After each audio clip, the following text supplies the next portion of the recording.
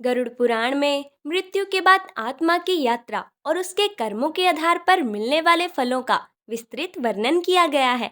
ये पुराण मुख्य रूप से भगवान विष्णु और उनके वाहन गरुड़ के संवाद के रूप में प्रस्तुत किया गया है। इसमें मृत्यु, आत्मा की यात्रा, यमलोक, स्वर्ग नरक और मोक्ष के रहस्यों को समझाया गया है। मृत्यु के बाद आत्मा की यात्रा गरुड़ पुराण के अनुसार नंबर 1, मृत्यु के तुरंत बाद 13 दिन तक। मृत्यु के बाद आत्मा अदृश्य रूप में अपने घर और परिजनों के आसपास रहती है। ये एक प्रकार की प्रेत अवस्था होती है जिसमें आत्मा को अपने शरीर और संसार से मोह बना रहता है। इस दौरान परिवार द्वारा किए गए श्राद्ध और पिंडदान से आत्मा को शांति मिलती है। नंबर 2, यमलोक की यात्रा 17 से 48 दिन तक। 11वें दिन से आत्मा यमदूत के साथ यमलोक की ओर यात्रा शुरू करती है। ये यात्रा 48 दिनों तक चलती है जिसमें आत्मा को अपने कर्मों के आधार पर विभिन्न अनुभव होते हैं। अच्छे कर्मों वालों को सुख की यात्रा मिलती है जबकि पाप करने वालों को कष्ट सहना पड़ता है। गरुड़ पुराण में 16 नरकों का उल्लेख है जहां पापियों को उनके पाप के अनुसार दंड दिया जाता है। नंबर 3, यमराज का न्याय।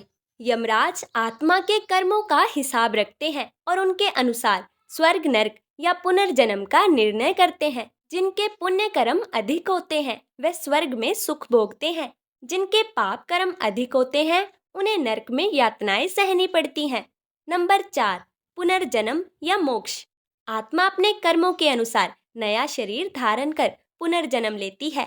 यदि किसी आत्मा ने मोक्ष का मार्ग अपनाया है तो वह जन्म मृत्यु के चक्कर से मुक्त होकर परमात्मा में लीन हो जाती है। गरुड़ पुराण का महत्व। गरुड़ पुराण में बताया गया है कि मृत्यु के बाद आत्मा की शांति के लिए श्राद्ध, पिंडदान और दान पुण्य अत्यंत महत्वपूर्ण है।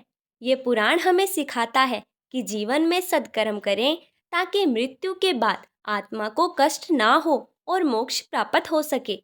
निष्कर्ष, गरुड़ पुराण के अनुसार मृत्यु के बाद आत्मा प्रेत रूप में रहती है, फिर यमलोक जाती है और अपने कर्मों के अनुसार स्वर्ग नरक या पुनर्जन्म प्राप्त करती है।